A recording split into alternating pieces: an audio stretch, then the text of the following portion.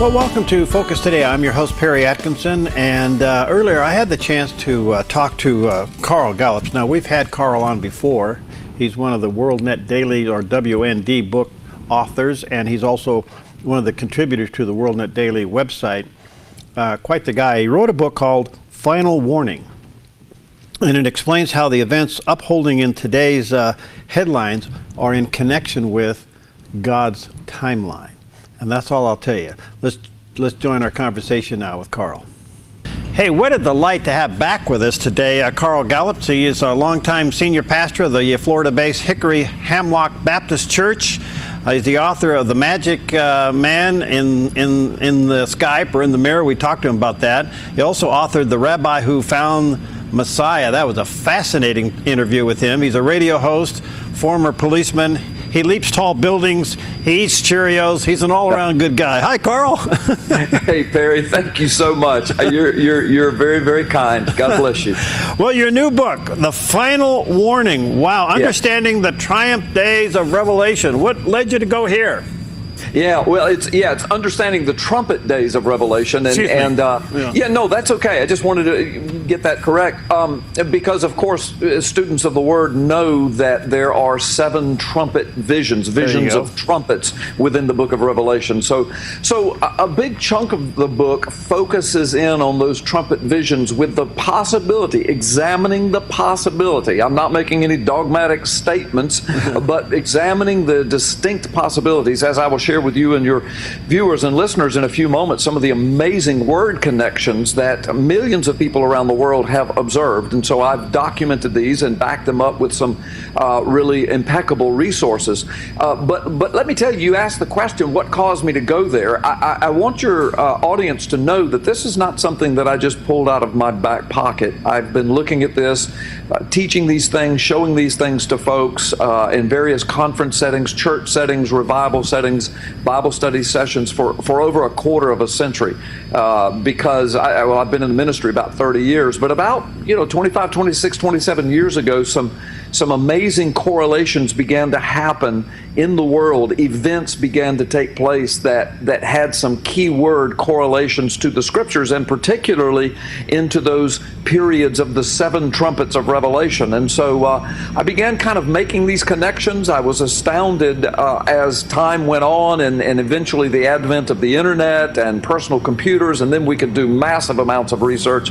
And I was astounded to find out how many people from around the world were seeing some of the same things that I thought that I was seeing, and making some of the same connections. So over the years, people have asked me, said, man, when are you going to put this in a book, and give us some resources? And so I finally got around to it, and this is the result of that labor. But as I said, the entirety of the book is not necessarily about the trumpets. That's a good chunk of it. But there's also a lot about prophetic things that we can all agree are happening around the world, regardless of what one might think about the trumpets and whether or not those might be blowing in our time. Regardless of that, there's a chunk of the book about things that are happening in the world right now. And boy, we're living in some prophetic times, Perry. No question about it. By the way, it's put out by WND Books, WorldNet Daily Books. So let me encourage you to get a copy of it. It's called The Final Warning. Carl, it's interesting. All the signs of the second coming, the last days, are upon us. And yet we're still a little reluctant to talk about it. Why do you think that's so?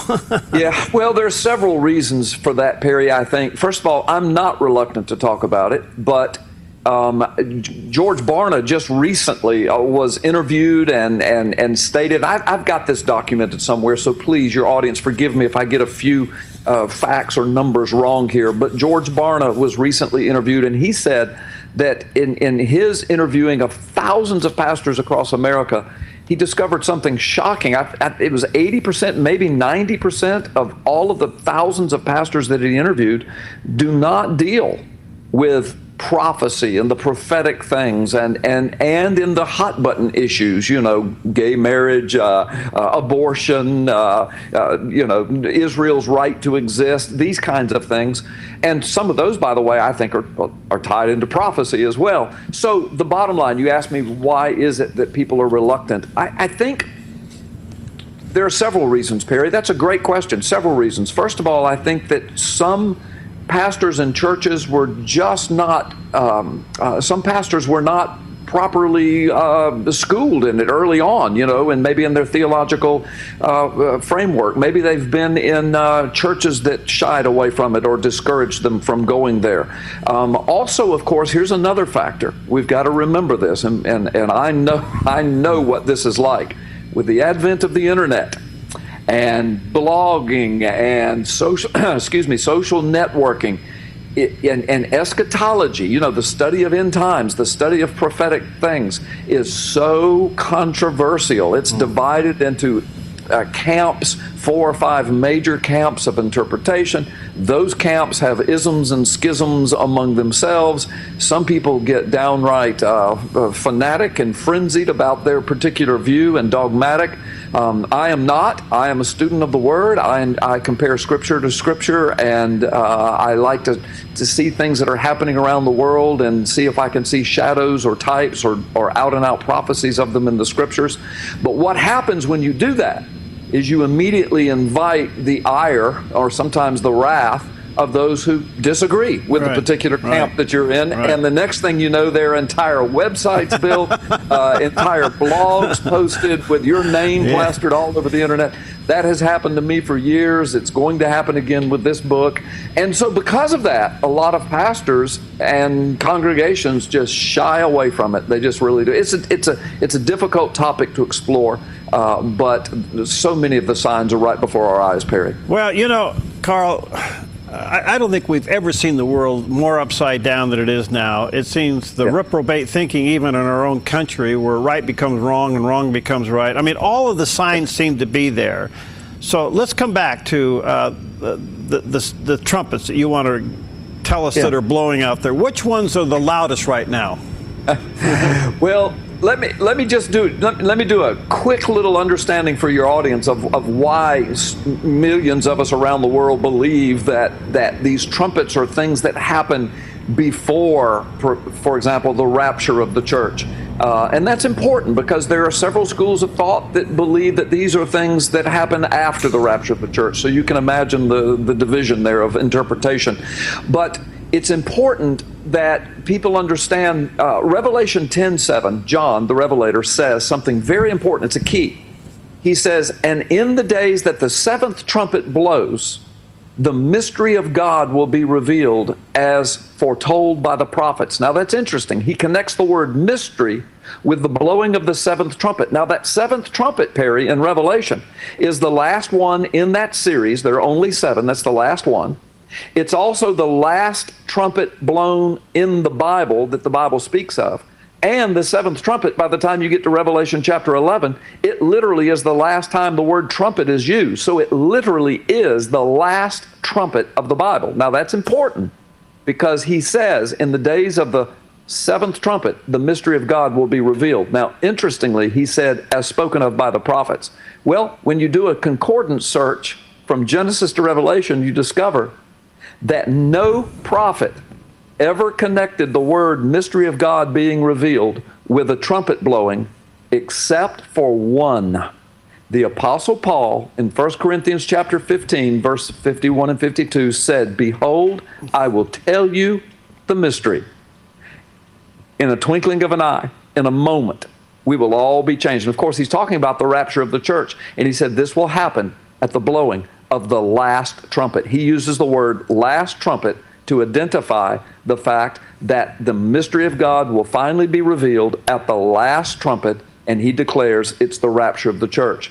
So when you put those two verses together, Perry, and this is important to answering your question, then many people have made the connection that the 7th trumpet of Revelation is the rapture of the church. Now, if that's so, then that means the first 6 trumpets are events that are going to occur in the world that will happen before the rapture of the church. They would be warning signs, trumpet blasts, warnings to the church, to God's people, and even a sound of warning to the world around us that things are happening, things are unfolding, things are happening quickly.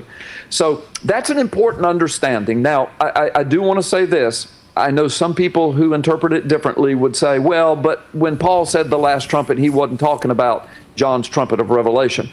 The problem with that is that there's, as I said, there's only one connection between those two verses in the whole Bible, number one. Number two, it is the last trumpet. It's the last trumpet in the Bible. Number three, we learn from the scriptures that Paul was caught up to heaven 30 years prior to John. Paul says that in 2 Corinthians chapter 12. He was caught up to paradise. We know that Paul was a prophet to the church. He's the one that spoke of the rapture and the Antichrist and the terrible times of the last days. He spoke of trumpets, all of the things that John, 30 years later, would reveal in greater detail. So if you stay inside the scriptures and take scripture to scripture and understand these facts, then it seems clear to many millions of us around the world that these things could very well be unfolding in our time. Now, with that theological understanding, let me give you a couple of keyword connections that seem to be hints to people that we might be living in the trumpet days. Again, I'm not dogmatic about this interpretation, Perry, and I make that very clear in my book. But what I'm going to say is going to astound some of your viewers and perhaps yourself if you've never seen this or heard this. By the way, I want you to know that everything I'm going to say is impeccably resourced in my book with not crazy conspiracy sites, but I'm talking about New York Times, National Geographic, scientific journals, the United Nations transcripts, documents, records,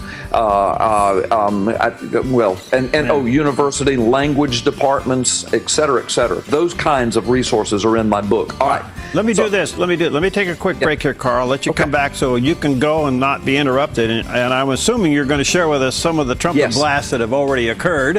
And we need to take note on that. All right. Again, let me just tell you this as we take a quick break. It's called Final Warning.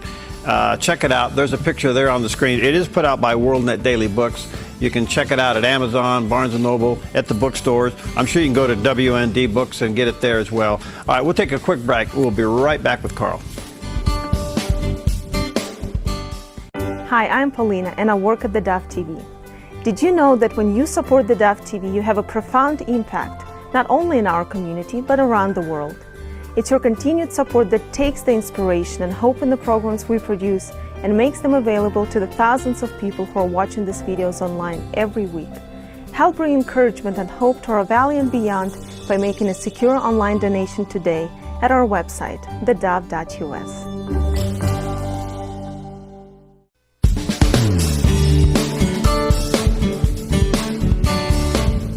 We are back with Carl Gallups, and he is the author of several books, the latest of which is called Final Warning. And you've seen Carl on some of the other networks around, but today he's made it to the big time. He's on theDove. And he left us at an interesting spot because talking about the seven trumpets, he mentioned the last one that's now brought up by the Apostle Paul, the sounding of the last trumpet, and the mystery shall be known. But that means six other trumpets have either sounded off or about to sound off. So, Carl, pick it up and lead us down that track. Okay, again, thank you. Yeah, and I want to give some keyword associations that are just going to astound your viewers and listeners. Before I do, I want to reiterate, everything I'm going to say is impeccably resourced in my book. And of course, I don't have time to give all the resources as I'm telling you these things. And secondly, I want to reiterate that, again, I am not fundamentally dogmatic about this. I'm going to share these things with you. You're going to see them. You're going to hear them. But I'm not prepared to say this is that, and I'm going to stake my life on it. But these are amazing correlations. They're either some of the biggest coincidences in the world, or perhaps exacting prophecy being fulfilled in our lifetime. And as you said, there's so many other things happening in the world: the return of Israel, the rise of Islam, the rise of terrorism, the Sodom and Gomorrah spirit that's sweeping the world. On and on and on we could go. We see the beheadings, the hundreds of thousands of Christians in the desert in Iraq fleeing from terror and tribulation. So we see these things happening around us. And when you add in some of these things that I've revealed in my book, it causes people to pause and to consider the Word of God. Now, take a few for us. Yeah, okay, here we go. Trumpet number 3 is where I began my journey, believe it or not, because I was a young pastor back in 1987, I think, preaching. And of course, back then we didn't have internet, didn't have computers before us. But I was preaching, and trumpet number 3, just to paraphrase, it says, John said, "And I saw a star fall from heaven, blazing like a torch, and it caused waters to be polluted, a third of the waters, people died." And then he says something interesting. He said, "The name of the star is Wormwood." Now, that's called the Wormwood prophecy. It is just a few sentences.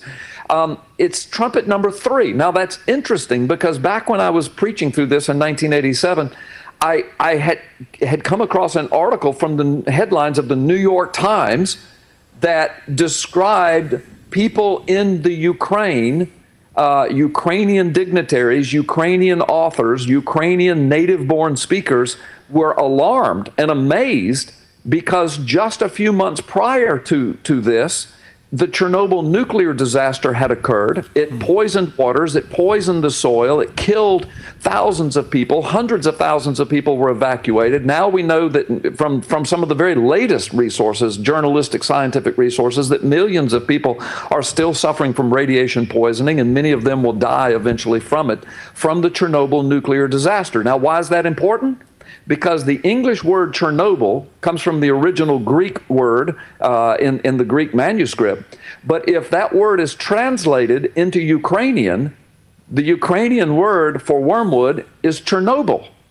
And so in 1987, I was reading New York Times article about this, and I told my congregation, I said, this is amazing stuff.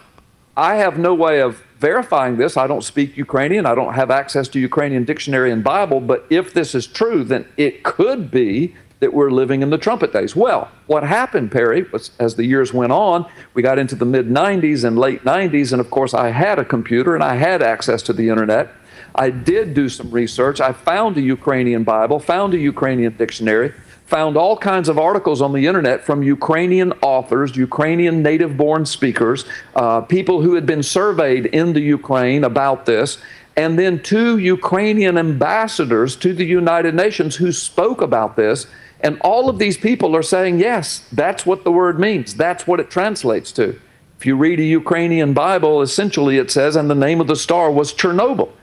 Now, here's what a lot of people don't realize. People say, yeah, but aren't these trumpets going to be worldwide events? Aren't they going to be something that affects the whole world? Well, I document this in my book. Here's this reads right out of today's headlines, Perry. Just in the last few years, scientific journals have been recording the fact that this Chernobyl thing is still a disaster. Chernobyl released 100 times more radiation than the nuclear bomb dropped in World War II at Hiroshima. 100 times more. As of just a few days ago, I was on the internet, and it is still confirmed that Chernobyl is 10 times more deadly than Fukushima is right now. Now, so it's still the worst nuclear disaster in human history. But what makes it as fresh as today's headlines, Perry, is that when it exploded, almost 30 years ago, they built a concrete sarcophagus around nuclear reactor number 4 at Chernobyl to try to contain. See, Chernobyl, the city of Chernobyl, several 100,000 people, it's still evacuated today. I mean, nobody lives there. The place is just completely radiation poisoned.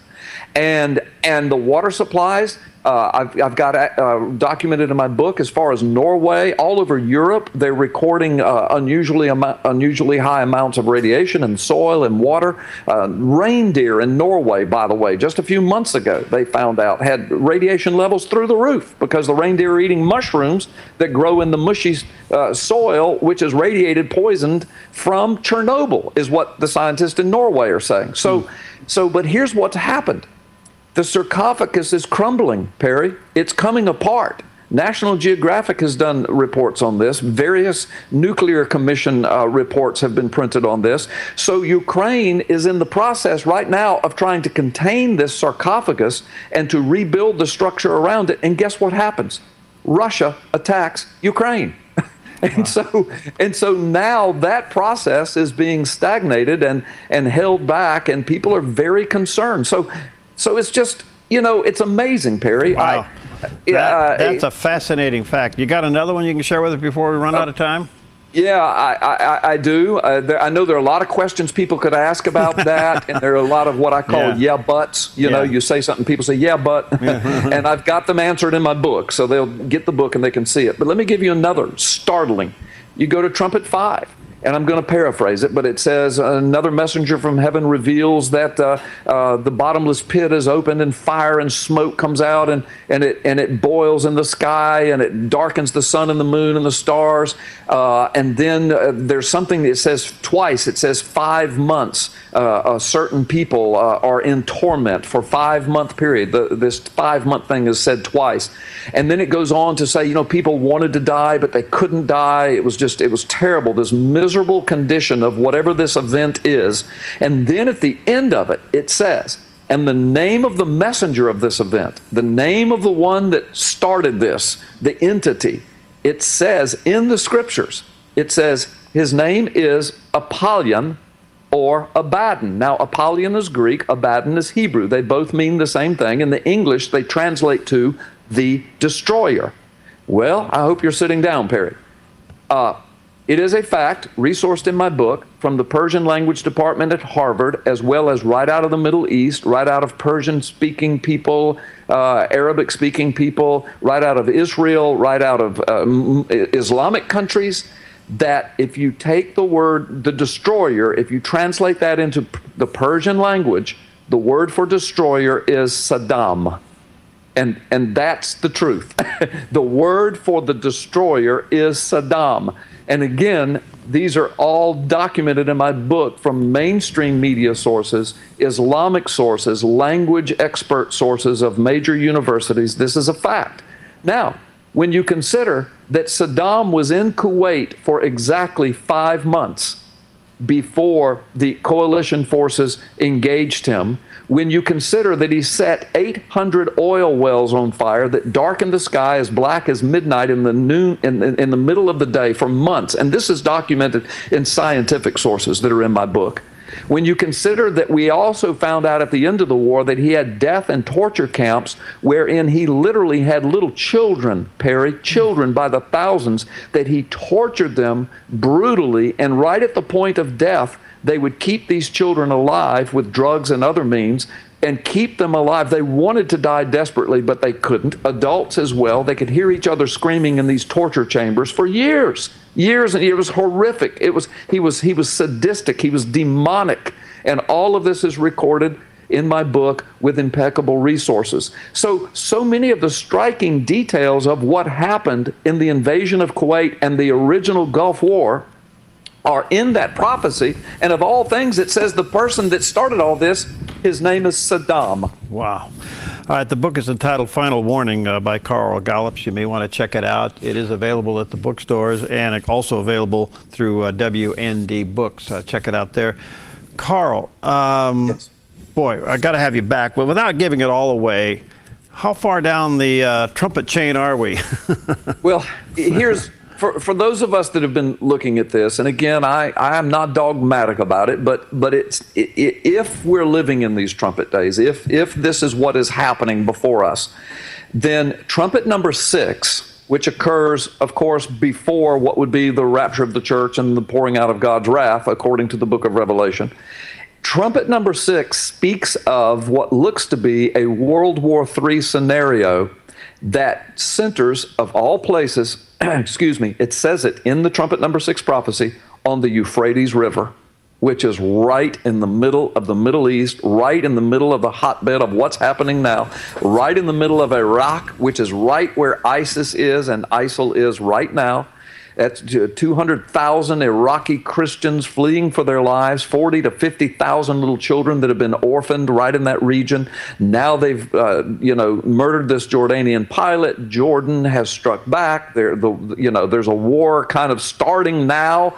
America and Iran are in nuke talks. Iran's threatening to blow up Israel. Israel's threatening to blow up Iran. America's right in the middle of it. Russia's making compacts with Iran. In the meantime, Russia's attacking Ukraine. Ukraine can't keep their sarcophagus rebuilt. I mean, it's just all cramming together. And trumpet 6 says that what's going to happen, there's going to be a multinational force. It's going to be centered in the Middle East, and it's going to be a war of monumental proportions. And a lot of people refer to that Trumpet 6 as a vision of World War III that is to come.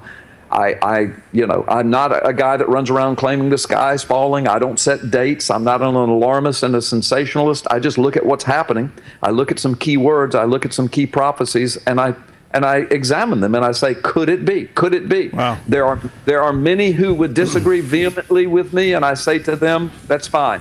But in the meantime, I say, look, I am willing to at least look at these things because I see what's going on in the world. Israel's back. The nations are aligning against her. The Middle East is exploding. The spirit of Sodom and Gomorrah is sweeping the world. We are in some very prophetic times, Perry, regardless of what one believes about the trumpet day. You're very passionate, Carl, and an inspiration. Let me encourage people to check it out. It's called Final Warning by Carl Gallups, and you may want to check it out at the bookstores and also check it out at WND Book. Carl, thanks. Let's get you back, and I don't know what's next for you. This one could keep you occupied for a while. Well, I appreciate it. I am blessed to be under contract with WND Books for yet another book, and I can't give the title, but I can say that generally the subject is about, how does the church, how does today's church, particularly in America, how do we prepare for some potentially tough times ahead? How do we prepare for potential real persecution coming to America?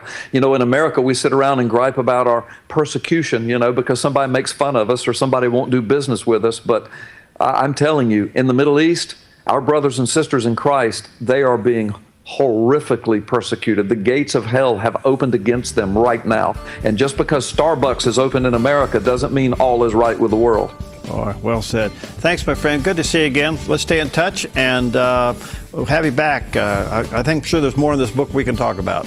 Oh, there certainly is. There's a whole lot more we could talk about. And plus, I'm open to any questions, any objections people might have. I love to speak about them. All right. Thank you, my friend. Good to see you again.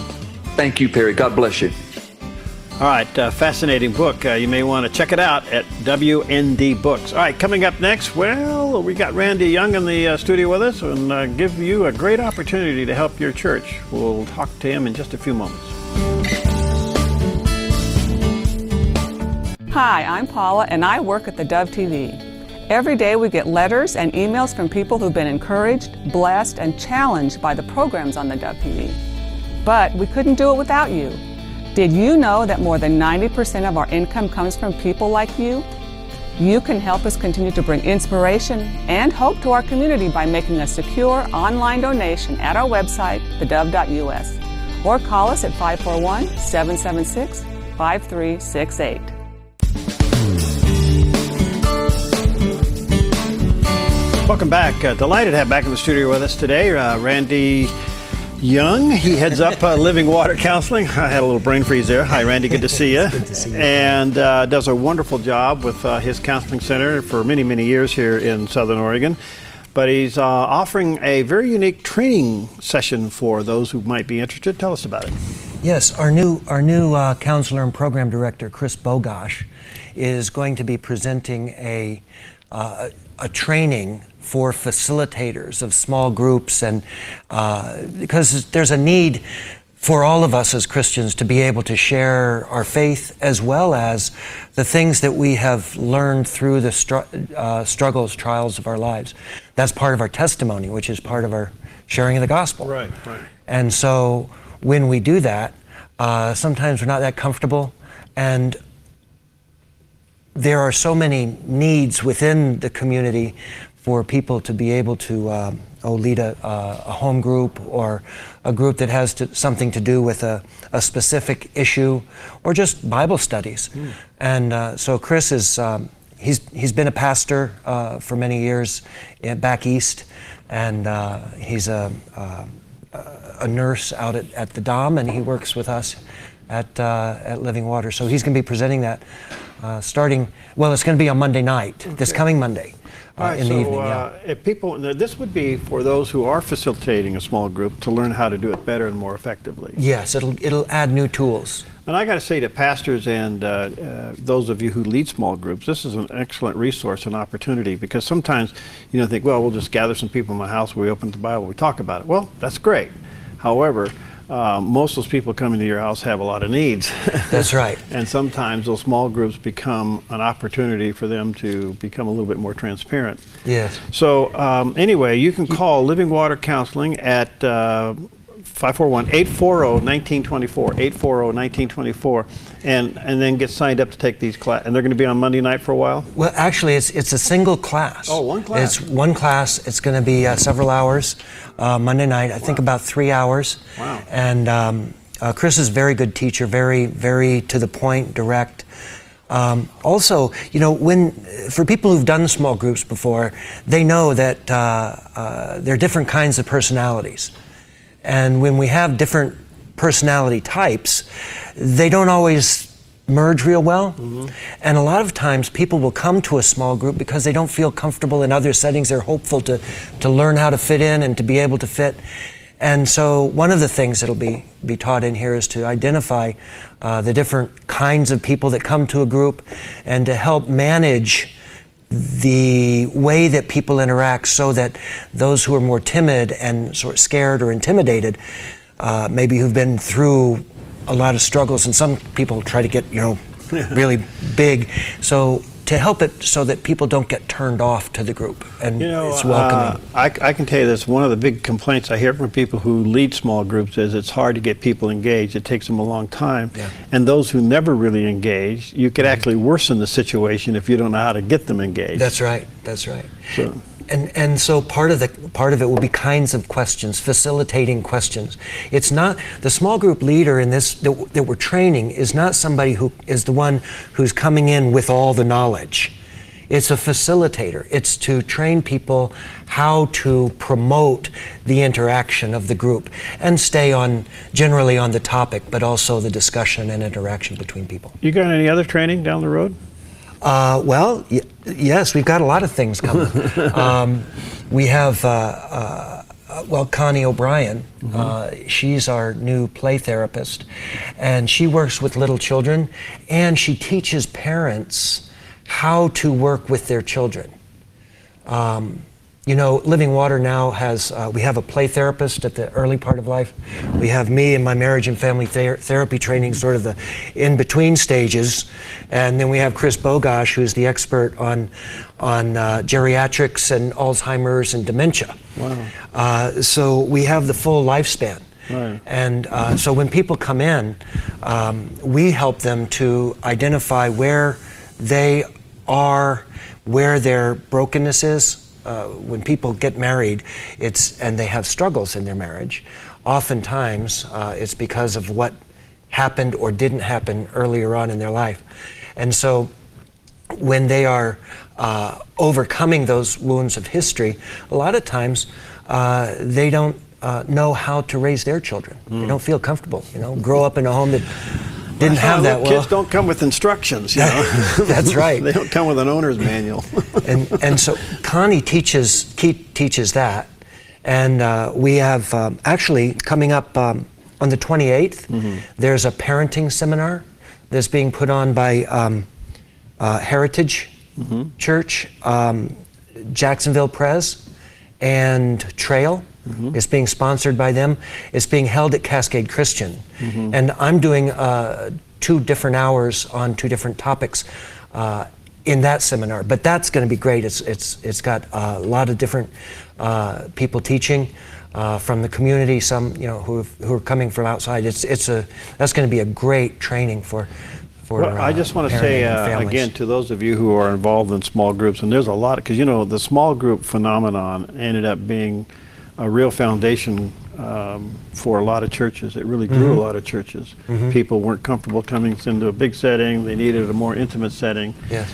The danger of that is that when these transparent moments happen, the facilitator really isn't prepared for that. Yes, and when somebody starts talking about deep wounds, they're not always, they get sort of triggered. Mm-hmm. And they're not really thinking about what's safe to say and what's not, and how might this scare somebody or offend somebody. And they need to be free to speak, but the facilitator needs to be comfortable with saying, slow down. Let's talk about that later, if necessary, and make it comfortable for everybody. All right, we're going to take a quick break. We'll be back. We'll be joined by Connie, who is the play therapist and there for your children. I think she has a lot to add as well. Again, if you want to get connected for this training session coming up this Monday night, it's a one-time session, call Living Water Counseling at 840-1924. We'll be right back.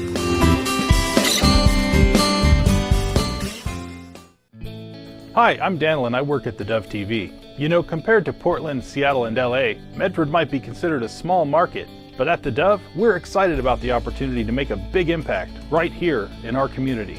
And you help make that happen. Did you know that more than 90% of our income comes from people like you? You can help us now by making a secure online donation at our website, thedove.us, or by phoning 541-776-5368.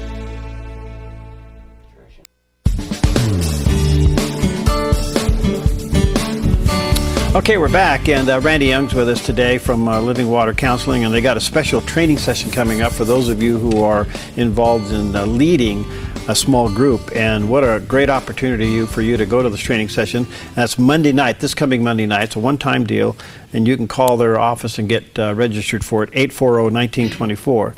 But Randy, introduce Connie and her role with your organization. Yes, this is Connie O'Brien.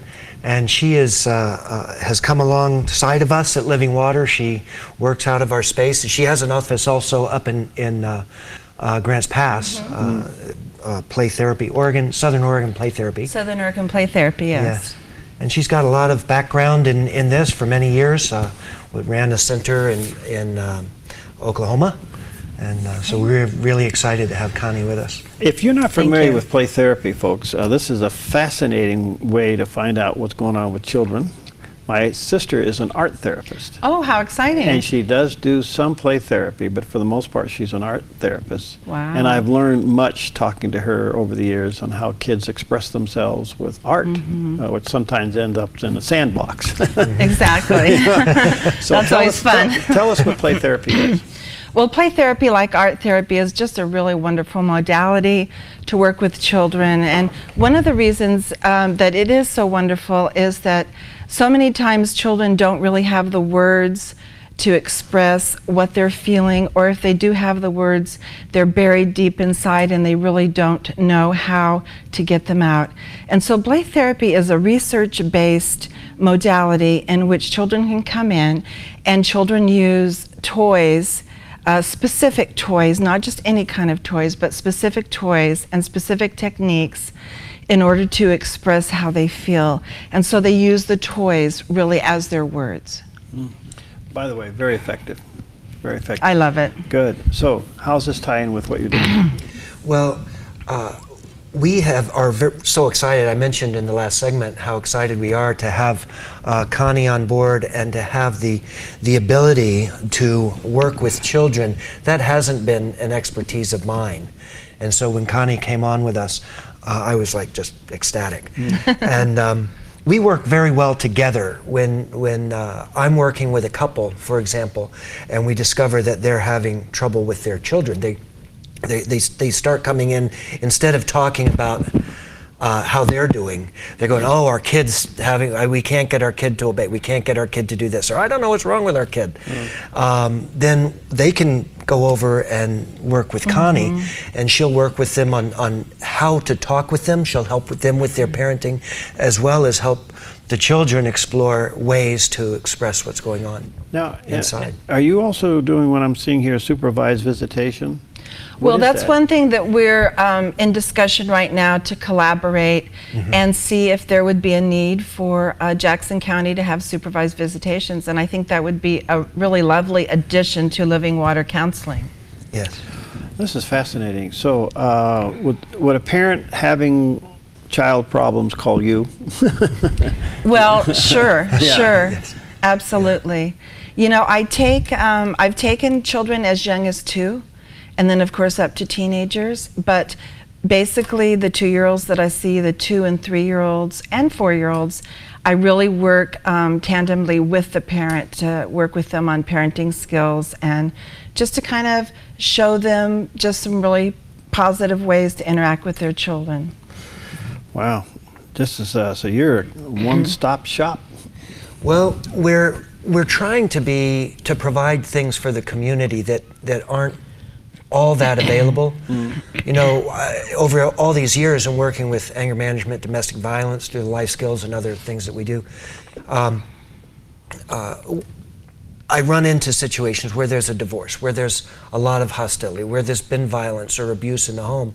And parents sometimes repent and they want to get with their kids.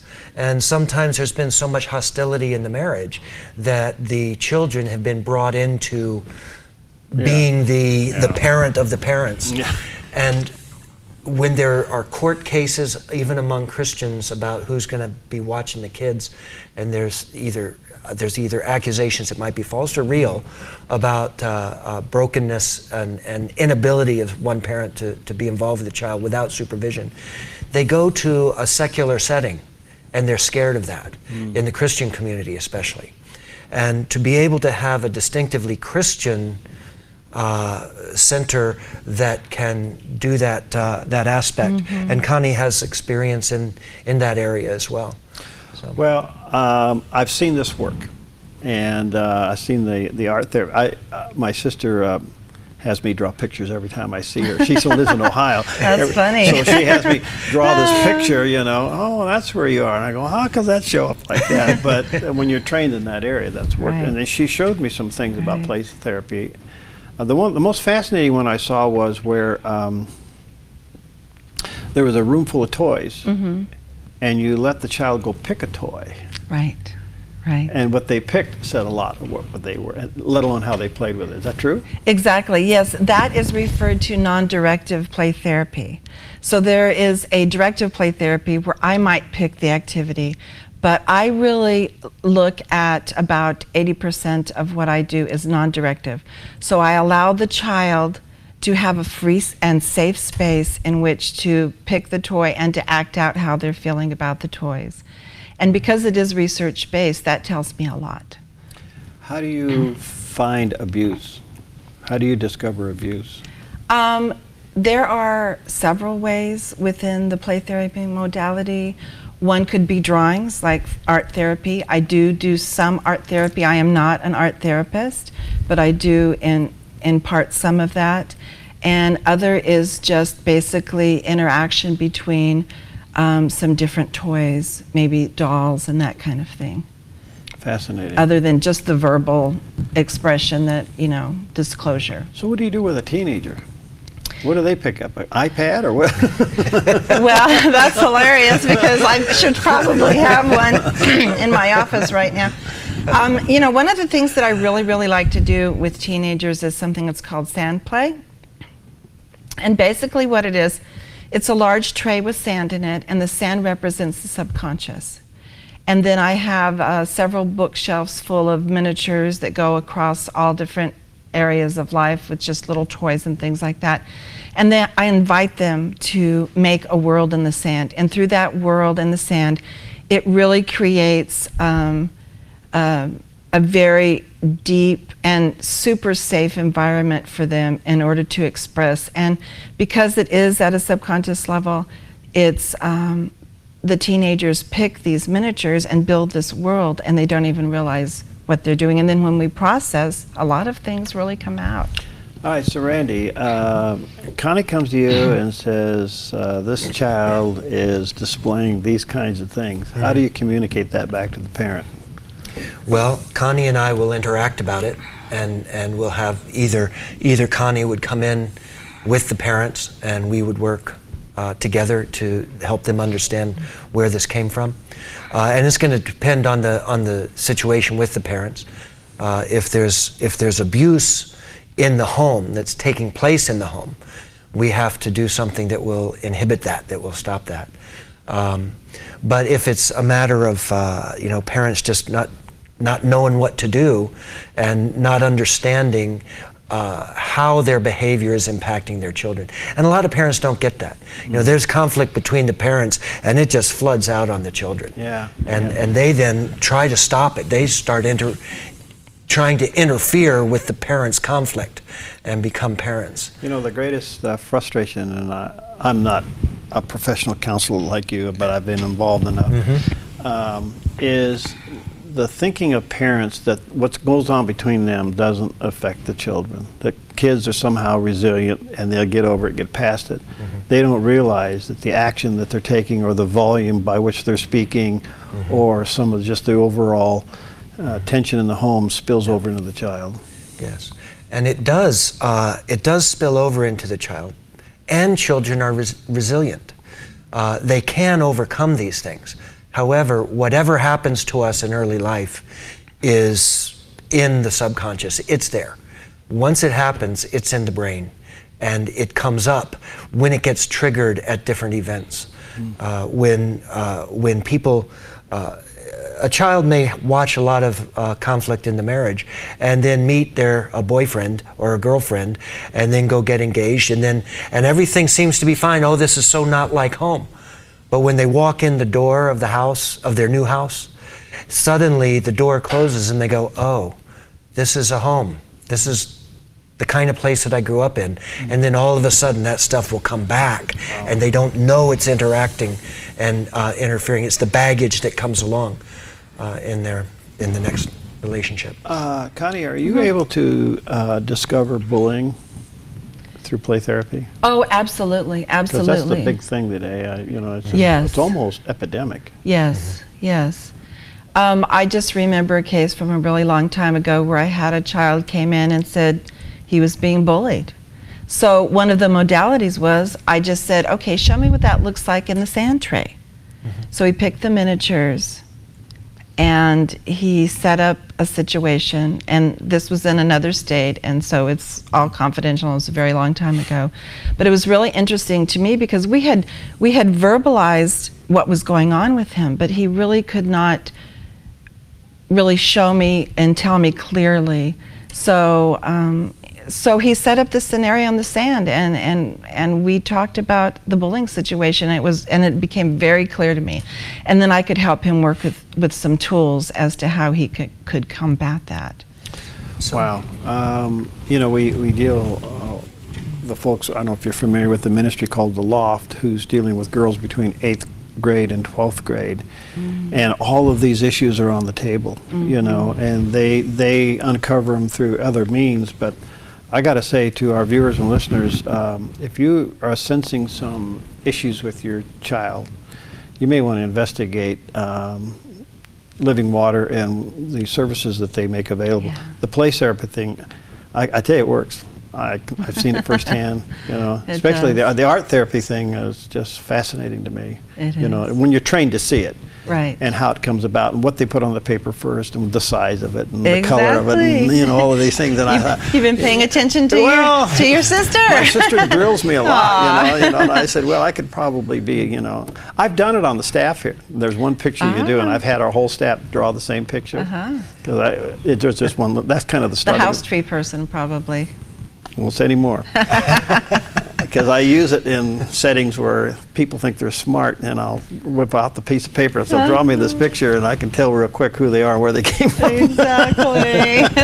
But it works. The bottom line is this is a great way to maybe find the inner person and what's going on there. One of the things that play therapy can do with people who can't find the words for what's going on inside, that's sort of what talk therapy does as well. Why words are so important in processing and working through what's inside.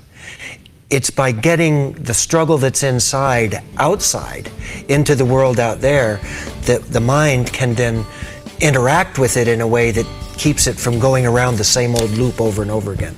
Well, let me just say we're out of time, but let me just say thank you, Connie, for coming in. Thank you for having me. having Nice to meet you. here. Good to see you. Randy, good to see you again. And if you want to take advantage of this small group training and session, they're offering it there at Living Water this coming Monday. It's a one-time session. Call the office at 840-1924, 840-1924, and sign up for that training. If you're a small group leader, this is an incredible resource for you to take advantage of it. So call Living Water today, 840-1924. Good to see you guys. Great to see you. Thank you. We'll see you next time on Focus Today.